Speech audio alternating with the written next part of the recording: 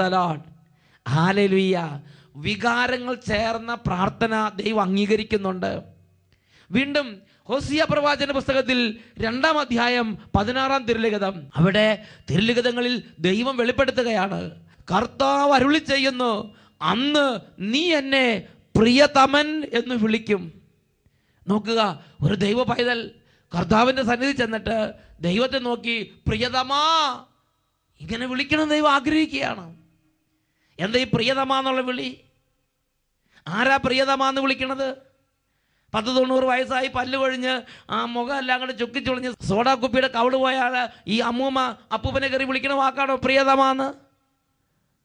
വൈകാരിക ഊഷ്മളത നിറഞ്ഞു നിൽക്കുന്ന കാലത്ത് ഒരു കാമുകി കാമുകനെ കാണുമ്പോൾ വിളിക്കുന്ന അതേ വാക്ക് ദൈവം എടുത്തിട്ട് ദൈവം പറയുകയാണ്, ഒരാത്മാവ് ദൈവത്തോട് സംവദിക്കുമ്പോൾ, ഒരാത്മാവ് ദൈവത്തോട് ഇടപെടുമ്പോൾ, ആത്മാവും ഒരു മനുഷ്യാത്മാവും ദൈവവും തമ്മിലുള്ള ഇടപെടലുകളിൽ ഒരു കാമുകനും കാമുകിയും തമ്മിൽ എന്നപോലെ വൈകാരിക ഊഷ്മളത നിറഞ്ഞു നിൽക്കുന്ന ഒരു ബന്ധം ദൈവം പ്രതീക്ഷിക്കുന്നു എന്ന് ദൈവം വെളിപ്പെടുത്തുകയാണ്. ഉത്തമഗീതത്തിൻ്റെ പുസ്തകം 2-ാം അധ്യായം 14-ാം തിരുലിഖിതം വചനം ഒരു മനുഷ്യൻ്റെ അടുത്ത് ദൈവം വരുമ്പോൾ എങ്ങനെ ദൈവം മനുഷ്യാത്മാവിനെ അഭിസംബോധന ചെയ്യുന്നെന്ന് രേഖപ്പെടുത്തുകയാണ്. പാപത്തിൽ തകർന്ന് ദൈവത്തിൽ നകന്ന് പാപത്തിൻ്റെ അന്ധകാരത്തിൽ നശിച്ചുകൊണ്ടിരിക്കുന്ന ആത്മാവിൻ്റെ അടുത്ത് ദൈവം അടുത്ത് വന്ന് വിളിക്കുമ്പോൾ ആ ആത്മാവിനെ ദ്രോഹി, മഹാപാപി ഇങ്ങനെയൊന്നും അല്ല ദൈവം വിളിക്കുന്നതായി ബൈബിൾ രേഖപ്പെടുത്തുന്നത്. ഉത്തമഗീതത്തിൻ്റെ പുസ്തകം 2:14 പഠിപ്പിക്കുകയാണ്, എൻ്റെ മാടപ്രാവേ, എൻ്റെ ഓമനേ, എൻ്റെ സുന്ദരി, നീ ഒന്ന് ഇറങ്ങി വരിക. നിന്റെ മുഖം ഞാനൊന്ന് കാണട്ടെ, നിന്റെ സ്വരം ഞാനൊന്ന് കേൾക്കട്ടെ. നിന്റെ സ്വരം മധുരമാണ്, നിന്റെ മുഖം മനോഹരമാണ്. നോക്കുക, ഒരു മനുഷ്യാത്മാവിനോട്, പ്രത്യേകിച്ച് പാപം വഴി ദൈവത്തിന് അകന്നു പോയി തകർന്നൊരാത്മാവിനോട് സർവശക്തനായ ദൈവത്തിൻ്റെ ഇടപെടൽ ഏറ്റവും ഊഷ്മളമുള്ള വാക്കുകൾ കൊണ്ട് വിളിക്കുകയാണ്, എൻ്റെ മാടപ്രാവേ, എൻ്റെ ഓമനേ. ഇതുപോലെ മൃദുലമായ വാക്കുകൾ കൊണ്ടാണ് ദൈവം, മഹാശക്തനായ സർവശക്തനായ ദൈവം ഒരു മനുഷ്യാത്മാവിനോട് ഇടപെടുന്നത്. തിരിച്ച് ഞാനും എൻ്റെ ദൈവത്തോട് ഇടപെടുമ്പോൾ ഇതേപോലെ ഊഷ്മളത നിറഞ്ഞ, വൈകാരികത നിറഞ്ഞ, ഹൃദയത്തോട് സംസാരിക്കുന്ന ഹൃദയത്തിൻ്റെ വാക്കുകൾ ഉപയോഗിക്കണം എന്ന് ദൈവം ആഗ്രഹിക്കുകയാണ്. അതുകൊണ്ടാണ് ഹോസിയ പ്രവാചകന്റെ പുസ്തകത്തിൽ 6-ാം അധ്യായത്തിൽ 6-ാമത്തെ വാക്യം നമ്മൾ വായിക്കുന്നത്. വചനം പഠിപ്പിക്കുകയാണ്, ബലിയല്ല സ്നേഹമാണ് ഞാൻ ആഗ്രഹിക്കുന്നത്. ഹോസിയ 6:6 അസന്നിഗ്ധമായി പ്രഖ്യാപിക്കുകയാണ്, ബലിയല്ല സ്നേഹമാണ് ഞാൻ ആഗ്രഹിക്കുന്നത്. എന്തെങ്കിലും എപ്പോഴെങ്കിലും കയറിയിരുന്ന് പെറു എന്ന് പറഞ്ഞ് എന്തെങ്കിലും കുറച്ച് കാണാതെ പഠിക്കുന്ന പ്രാർത്ഥന അങ്ങനെ ഉരുവിട്ട് തീർക്കുന്നു എന്നതുകൊണ്ട് ആത്മീയതെല്ലാം ആയി എന്ന് വിചാരിക്കരുത്. ഒരു മനുഷ്യാത്മാവ് ദൈവത്തോട് അടുത്ത് ചെന്ന് സംസാരിക്കണം. ഒരു പുത്രൻ പിതാവിനോടെന്ന പോലെ, ഒരു കൊച്ച് അമ്മയോടെന്നതുപോലെ, ഒരു കാമുകി കാമുകനോടെന്നതുപോലെ. എൻ്റെ പ്രിയപ്പെട്ട സഹോദരങ്ങളെ, ഈ ലോകത്തിൽ ഏറ്റവും മാനുഷിക വികാരങ്ങൾ ഏറ്റവും മനോജ്ഞമായ വിധത്തിൽ ഏറ്റവും വൈകാരികമായ തീവ്രത നിൽക്കുന്ന ബന്ധങ്ങൾ നിങ്ങൾക്ക് ഏതൊക്കെ ഓർക്കാമോ അതുപോലെ ഓർക്കൊരു ഭാര്യ ഭർത്താവിനോടെന്ന പോലെ ദൈവത്തിൻ്റെ അരികിൽ ചെന്നിട്ട് ഹൃദയത്തിൻ്റെ എല്ലാ വേദനകളും ഹൃദയത്തിൽ തലം കെട്ടിയ എല്ലാ കാര്യങ്ങളും ദൈവസന്നിധിയിൽ കോരിച്ചൊരിയണം എന്ന് ഈ വിശുദ്ധ ലിഖിതം എന്നെയും നിങ്ങളെയും പഠിപ്പിക്കുന്നുണ്ട്. അതുകൊണ്ട് വൈകാരികത നിറഞ്ഞു നിൽക്കുന്നൊരു പ്രാർത്ഥന, സ്നേഹം ലയിച്ച് സ്നേഹം നിറഞ്ഞു തോൽമ്പി നിൽക്കുന്നൊരു പ്രാർത്ഥന, അത് മോശമായൊരു പ്രാർത്ഥനയാണ് എന്ന ധാരണ എനിക്കും നിങ്ങൾക്കും ഉണ്ടെങ്കിൽ ദൈവവചന വിപരീതമായൊരു ധാരണയാണ് എന്ന് വിശുദ്ധ ലിഖിതങ്ങളുടെ ദൈവാത്മാവ് വെളിപ്പെടുത്തി തരികയാണ്. ഈ നിമിഷങ്ങളിൽ നമുക്കെല്ലാവർക്കും എഴുന്നേറ്റ് നിൽക്കാം. പ്രിയപ്പെട്ട ദൈവമക്കളെ, മുഴുവൻ ഹൃദയത്തോടും മുഴുവൻ ആത്മാവോടും മുഴുവൻ ശക്തിയോടും കൂടെ നീ ദൈവമായ കർത്താവിനെ ആരാധിക്കണം. ഈ ഒരു ദൈവവചന ശിരസായി ഏറ്റുവാങ്ങി ഈ ജീവിതകാലത്ത് ഹൃദയം കൊണ്ട് ദൈവത്തെ ആരാധിക്കാനുള്ള ആഗ്രഹം കൊണ്ട് നിറയട്ടെ. കരങ്ങൾ ഉയർത്തി സ്തുതിക്കാം. Hallelujah, hallelujah, hallelujah. ഓ ദൈവമേ, എൻ്റെ ഹൃദയം അതിൻ്റെ മുഴുവൻ ആത്മാർത്ഥതയോടുകൂടെ മുഴുവൻ ശക്തിയോടുകൂടെ എൻ്റെ കർത്താവിനെ ഞാൻ ആരാധിക്കും ഞാൻ പൂർണ്ണ ഹൃദയമോടെ. തേടും നിൻ മുഖം ജീവകാലമെല്ലാം. സേവിച്ചിടും ഞാനൻ സർവ്വവുമേ. അടിയനിതാ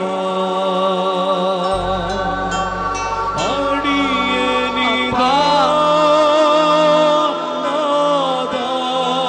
പിതാവേ, അടിയനിതാ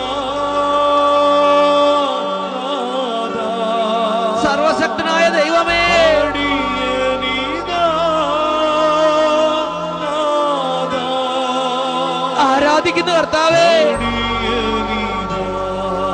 കരങ്ങൾ ഉയർത്തി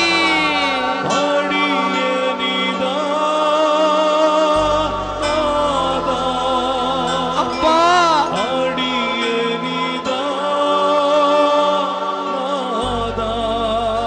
ആരാധന.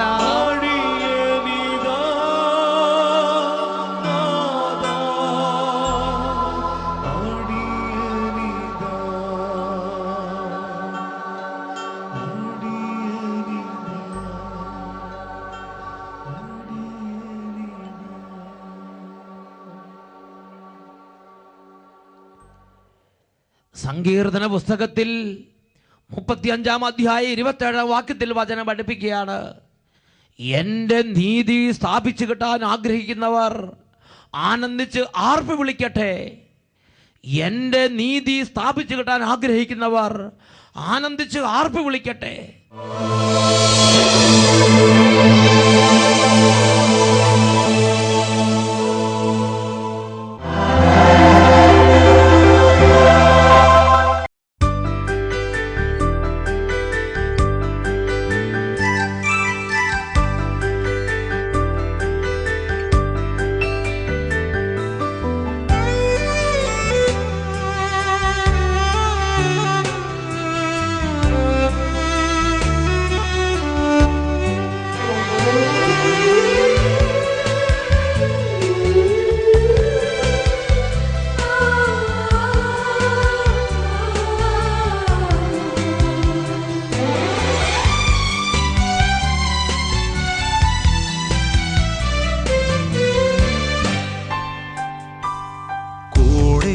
വസിക്കുന്ന ദൈവം സ്നേഹത്തിൻ രൂപത്തിലായി മാംസമായി മാറുന്ന രക്തമായി തീരുന്ന ത്യാഗത്തിൻ രൂപമിതാ. കൂടെ വസിക്കുന്ന ദൈവം സ്നേഹത്തിൻ രൂപത്തിലായി മാംസമായി മാറുന്ന രക്തമായി തീരുന്ന ത്യാഗത്തിൻ രൂപമിതാ. കൈകൾ കൂപ്പാം, ഹൃദയങ്ങൾ ചേർക്കാം, ഈശോയെ ആരാധിക്കാം. നിത്യവിശുദ്ധമീ സ്നേഹത്തിൻ ഭാവമേ എന്നെന്നും ആരാധിക്കാം. കൈകൾ കൂപ്പാം, ഹൃദയങ്ങൾ ചേർക്കാം, ഈശോയെ ആരാധിക്കാം. നിത്യവിശുദ്ധമീ സ്നേഹത്തിൻ ഭാവമേ എന്നെന്നും ആരാധിക്കാം. ഈ നിമിഷങ്ങളിൽ ഇതാ ഈ ശുശ്രൂഷയിൽ പങ്കുചേരുന്ന ഓരോ മകൻ്റെ മേലും കുടുംബങ്ങളുടെ മേലും അത്യുന്നതനായ ദൈവത്തിൻ്റെ ആത്മാവ് ഇറങ്ങി വ്യാപരിക്കുകയാണ്. മകനെ, മകളെ, ഹൃദയം നുറുങ്ങി ആത്മാവിനെ വിളിക്കുക. രണ്ട് കരങ്ങളും ദൈവമായ കർത്താവിൻ്റെ സന്നിധിയിലേക്ക് ഉയർത്തി പരിശുദ്ധാത്മാവിനെ എല്ലാവരും ചേർന്ന് ഉറക്കെ വിളിക്കുന്നു. പരിശുദ്ധാത്മാവേ, പരിശുദ്ധാത്മാവേ,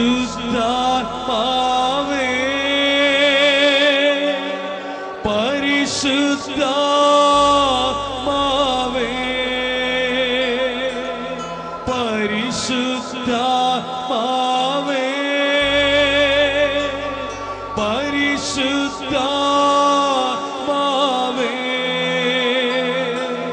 പരിശുദ്ധാത്മാവേ, പരിശുദ്ധാത്മാവേ, വരിക വരിക ഞങ്ങളിൽ നീ. പരിശുദ്ധാത്മാവേ,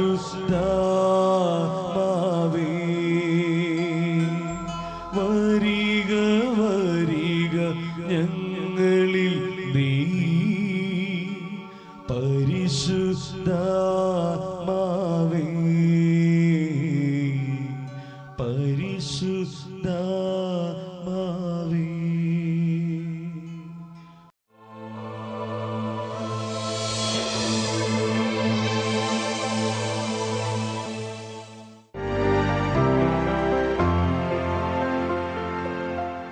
എൻ്റെ പേര് ജോർജ്. കുഴികണ്ടത്തിൽ നിന്ന് വീട്ടുപേര് ഭരത ഇടവയിൽ, തൃശ്ശൂർ ഡിസ്ട്രിക്ട് ഭരത ഇടവയിൽ. തൃശ്ശൂർ രാജ്യത്തു നിന്നാണ് ചേട്ടൻ വരുന്നത്. എനിക്ക് ഞാൻ 2009 മാർച്ച് 29-ാം തീയതിയാണ് ഇവിടെ താമസിച്ചുള്ള ധ്യാനം കൂടിയത്. എൻ്റെ വയറ്റിൽ 2 മുഴകൾ വളരുന്നുണ്ടായിരുന്നു. 2 മുഴകൾ വളരുന്നുണ്ടായിരുന്നു. 20 ദിവസത്തെ അവധിയാണ് ഡോക്ടർ പറഞ്ഞിരുന്നത്. 20 ദിവസത്തെ. 20 ദിവസമാണ്. അതിനുള്ളിൽ ഓപ്പറേഷൻ ചെയ്യണമെന്ന് പറഞ്ഞു.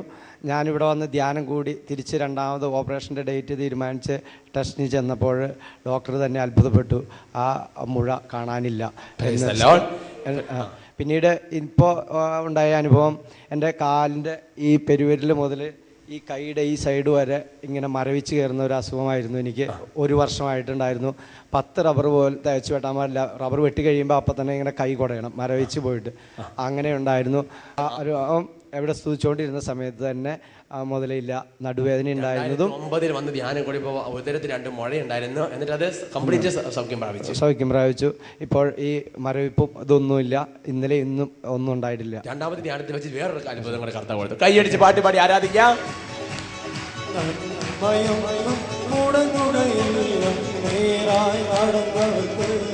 Glory glory.